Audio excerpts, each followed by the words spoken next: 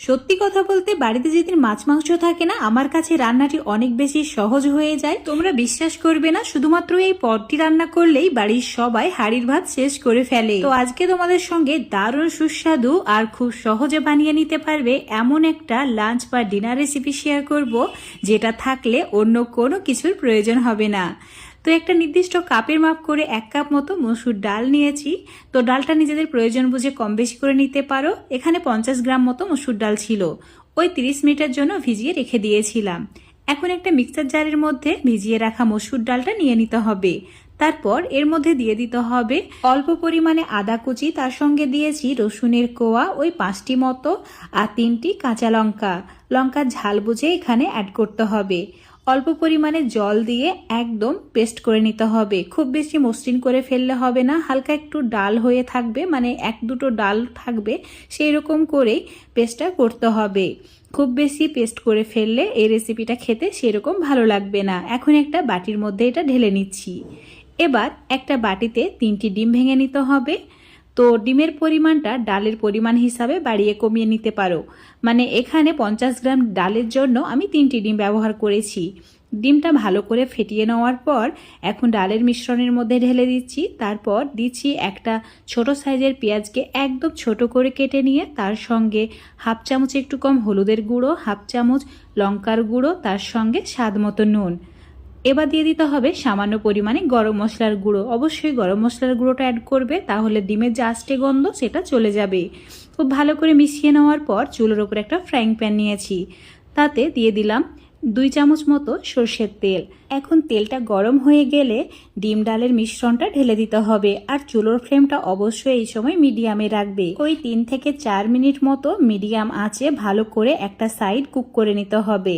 একটা সাইড হয়ে গেলে হাতা খুন্তির সাহায্যে এভাবে উল্টে দিয়ে অপর সাইডটাও 3-4 মিনিট মতো কুক করে নিতে হবে, তাহলে এটা রেডি হয়ে যাবে। এবার চুলো থেকে নামিয়ে, মানে চুলোটা অফ করে দিয়ে ডিম ডালের পিঠেটাকে সম্পূর্ণ ঠান্ডা করে নিচ্ছি।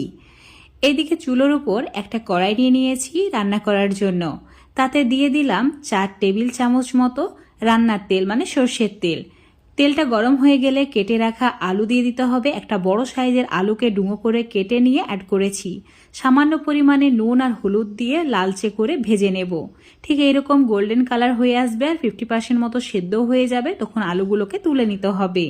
তুলে প্লেটের মধ্যে রেখে দিলাম। এখন ওই তেলের মধ্যে দিয়ে দিচ্ছি হাফ চামচের একটু কম গোটা জিরে, 2টি এলাচ। এলাচগুলোকে অবশ্যই ফাটিয়ে নিয়ে তারপর অ্যাড করবে। তার সঙ্গে দিয়েছি অল্প একটু দারচিনি, 2টি তেজপাতা আর 1টি শুকনো লঙ্কা। এই সমস্ত উপকরণ লো ফ্লেমে, মানে ওই 10 সেকেন্ড মতো ভেজে নিতে হবে। তারপর এর মধ্যে দিয়ে দিতে হবে একটা বড় সাইজের পেঁয়াজকে ছোট করে কেটে নিয়ে, আর পেঁয়াজটা এরকম গোল্ডেন ব্রাউন করে ভেজে নিতে হবে। চুলোর ফ্লেমটা মিডিয়াম টু লো করে রাখা আছে। এখন এর মধ্যে দিয়ে দিচ্ছি টমেটো আর কাঁচা লঙ্কা বাটা।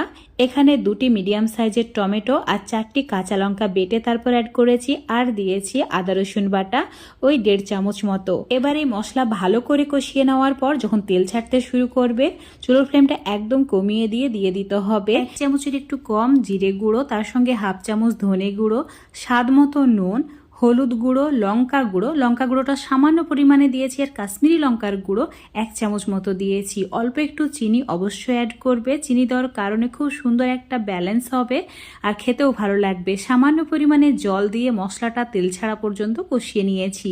খুব সুন্দর কালার চলে এসেছে মশলার মধ্যে। তো এখন এর মধ্যে দিয়ে দিতে হবে ভেজে রাখা আলু। আলু দেওয়ার পর আরও 2-3 মিনিট মতো কষিয়ে নিয়েছি। কষানো হয়ে গেলে দিয়ে দিতে হবে 1.5 গ্লাস মতো জল। আর এই রান্নায় অবশ্যই গরম জলটাই অ্যাড করবে। জল দিয়ে দেওয়ার পর ভালো করে মিশিয়ে নিচ্ছি, আর এভাবেই রেখে দিচ্ছি যতক্ষণ না গ্রেভিটা ফুটে উঠছে। আর এদিকে যে ডিম আর মসুর ডালের পিঠেটা বানিয়ে রেখেছিলাম, সেটাও খুব ভালোভাবে ঠান্ডা হয়ে গেছে।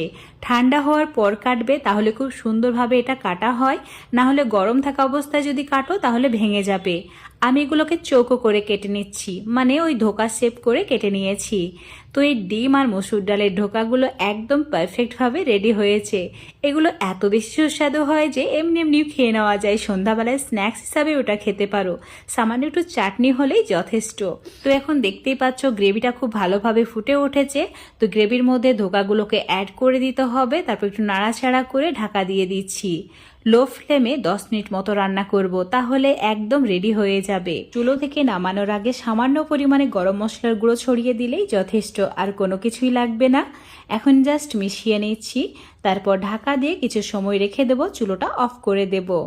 আজকে তোমাদের সঙ্গে দারুণ সুস্বাদু ডিম ডালে ধোকা রেসিপি শেয়ার করলাম। আশা করছি তোমাদের এটা অনেক ভালো লেগেছে।